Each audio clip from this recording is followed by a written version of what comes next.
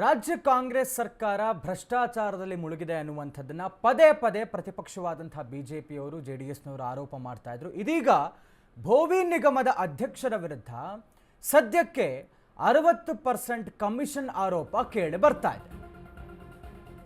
ಇದೇ ವಿಚಾರವಾಗಿ ಬೆಂಗಳೂರಿನಲ್ಲಿ ಸಚಿವ ಪ್ರಿಯಾಂಕ್ ಖರ್ಗೆ ಪ್ರತಿಕ್ರಿಯೆ ಕೊಟ್ಟಿದ್ದಾರೆ. ನಿನ್ನೆ ಸುದ್ದಿಗೋಷ್ಠಿ ಮಾಡಿ ಕೆಲವರು ಆರೋಪವನ್ನು ಮಾಡಿದ್ದಾರೆ. ಹಗರಣ ಆಗಿದೆ ಅನ್ನೋದಕ್ಕೆ ಏನೇ ದಾಖಲೆ ಇದ್ರೂ ಕೊಡಲಿ, ಈ ಬಗ್ಗೆ ಸರ್ಕಾರ ತನಿಖೆ ಮಾಡುತ್ತೆ, ನಾವು ಓಡಿ ಹೋಗಲ್ಲ.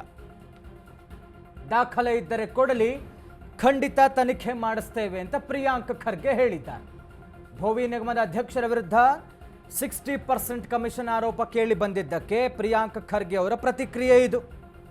ಯಾರು ಆರೋಪ ಮಾಡಿದ್ದಾರೆ ಅವರ ಹತ್ರ ದಾಖಲೆ ಇದ್ರೆ ಕೊಡಲಿ, ನಾವೇನು ಓಡ್ ಹೋಗಲ್ಲ, ಖಂಡಿತ ತನಿಖೆ ಮಾಡಿಸ್ತೇವೆ ಅಂತ ಪ್ರಿಯಾಂಕ್ ಖರ್ಗೆ ಹೇಳಿದ್ದಾರೆ.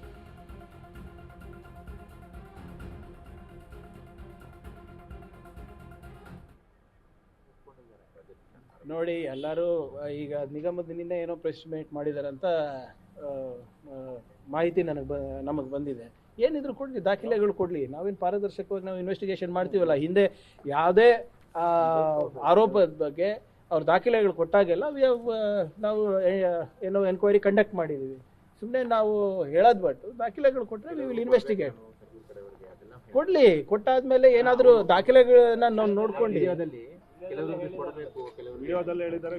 ವಾಟ್ ಎವರ್ ಇಟ್ ಈಸ್, ಅದು ಸ್ಟೇಜ್ಡ ಅನ್ಸ್ಟೇಜ್ಡ ಏನಿದೆ ಗೊತ್ತಾಗ್ಬೇಕಲ್ಲ ನಮಗೆ. ಅದೇ ಕೊಟ್ಟರೆ ತನಿಖೆ ಮಾಡ್ತೀವಿ, ಅದು ನಮ್ಮ ಜವಾಬ್ದಾರಿ ಅಲ್ಲ. ನೋಡಿ, ನಮ್ಮ ಸರ್ಕಾರ ಯಾವುದರಿಂದಾನು ಓಡೋಗೋದಂಥದ್ದು ಇಲ್ಲ.